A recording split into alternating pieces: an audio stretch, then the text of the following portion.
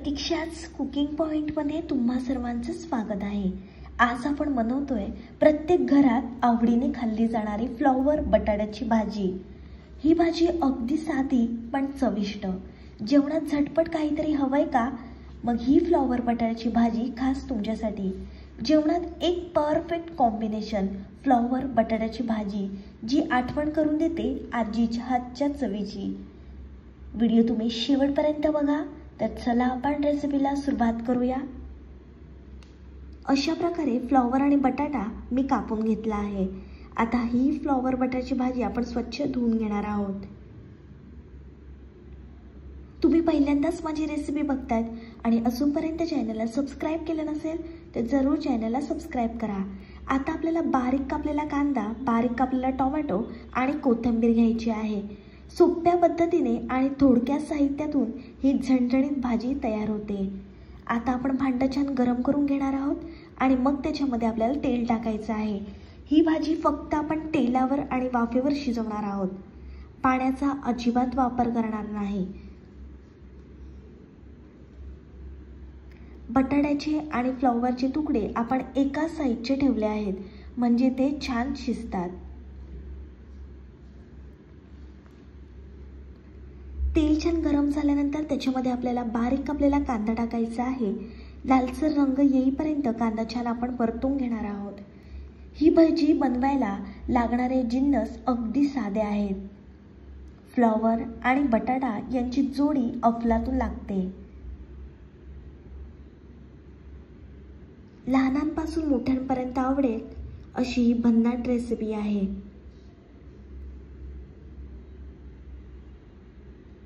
कांदा छान लाल झाल्यानंतर त्याच्यामध्ये आपल्याला अर्धा चमचा हळद, एक मोठा चमचा घरगुती लाल मसाला टाकायचा आहे। मसाले परतताना फ्लेम आपल्याला लो ठेवायची आहे। मसाले छान परतून घेतल्यानंतर त्याच्यामध्ये आपल्याला फ्लॉवर आणि बटाटा टाकायचा आहे। छान हा फ्लॉवर बटाटा त्या मसाल्यामध्ये आपण परतून घेणार आहोत। जोपर्यंत फ्लॉवर आणि बटाट्याला मसाल्याची कोटिंग येत नाही तोपर्यंत छान आपल्याला हे एकजीव करून घ्यायचं आहे। फ्लॉवर बटाटा आपण वाफेवर शिजवून घेणार आहोत। दोन साधे पण चविष्ट साहित्य वापरून केलेली ही भाजी रोजच्या जेवणासाठी एकदम परफेक्ट। आता आपल्याला त्याच्यामध्ये बारीक कापलेला टोमॅटो आणि कोथिंबीर टाकायची आहे।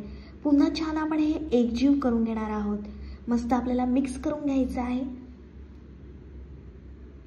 हलकी, चवदार आणि झटपट तयार होणारी ही भाजी आहे। डब्याला नेण्यासाठी ही भाजी एकदम बेस्ट आहे।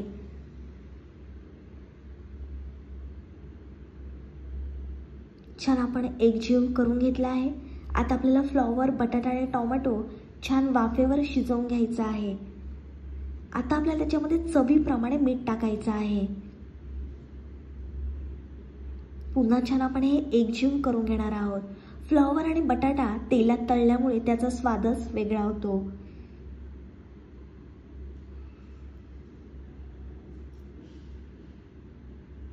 छान मसाल्याचा रंग आला आहे भाजीला। फ्लॉवर बटाट्याचा सुगंध घरभर दरवळला आहे। फ्लॉवर आणि बटाटा म्हणजे भाजीला मस्त चटकदार टच।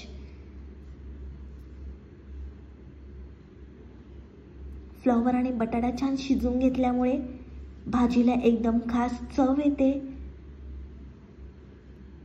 छान आपण 5 मिनिटांसाठी झाकण ठेवणार आहोत। झाकण ठेवून वाफ दिल्यामुळे भाजी शिजवल्यामुळे चव दुप्पट होते। छान आपण मसाला एकत्र करून भाजीला एकदम मस्त रंग आणि चव येणार आहे। सोप्या पद्धतीने आणि थोडक्या साहित्यामधून ही झणझणीत भाजी आपण तयार करतो। छान रंग आणि टेक्स्चर आला आहे भाजीला। फ्लॉवर बटाटा छान आपण वाफेवर शिजवल्यामुळे फ्लॉवर बटाटा लवकर शिजण्यास मदत होते। आता आपल्याला 1 चमचा गरम मसाला टाकायचा आहे। पुन्हा छान आपण एकजीव करून घेणार आहोत। गरम मसाला टाकल्यामुळे भाजीला जबरदस्त स्वाद येतो। फ्लॉवर बटाट्याची भाजी तुम्ही लहान मुलांच्या टिफिनला सुद्धा देऊ शकता। हलकी, चवदार आणि झटपट तयार होणारी अशी ही रेसिपी आहे. पाण्याचा आपण अजिबात वापर न करता ही भाजी छान वाफेवर शिजवून घेणार आहोत. रंगावरूनच तुम्हाला समजत असेल किती भारी लागणार आहे फ्लॉवर बटाट्याची भाजी.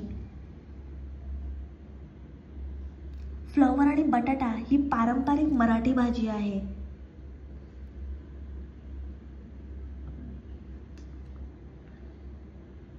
छान तेल सुटलं आहे भाजीला. माझ्या रेसिपी तुम्हाला आवडत असेल तर प्लीज लाईक करत जा. मला लाईक केल्यामुळे नवीन रेसिपी बनवण्याची उत्सुकता निर्माण होते. लाईक, कमेंट, शेअर आणि सबस्क्राईब हे सर्व विनामूल्य आहे. तुमच्या मित्रमैत्रिणींना माझ्या रेसिपी खूप खूप शेअर करत जा. आणि या महाराष्ट्रातल्या मराठी मुलीला तुम्ही खूप खूप सपोर्ट करा. Thank you so much. तुमच्या सर्वांच्या प्रेमासाठी अजून थोडं चालायचं आहे तर साथ द्या, हाच तुमच्यावर विश्वास आहे. गरमागरम फ्लॉवर बटाट्याची भाजी खाण्यासाठी तयार आहे.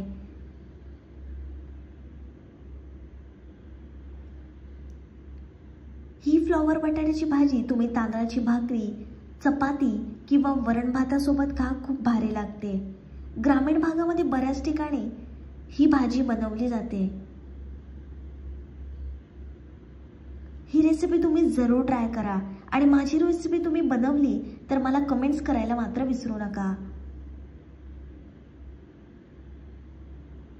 रेसिपी आवडली असेल तर व्हिडिओला लाईक, कमेंट, शेअर आणि चॅनलला सबस्क्राईब करायला विसरू नका.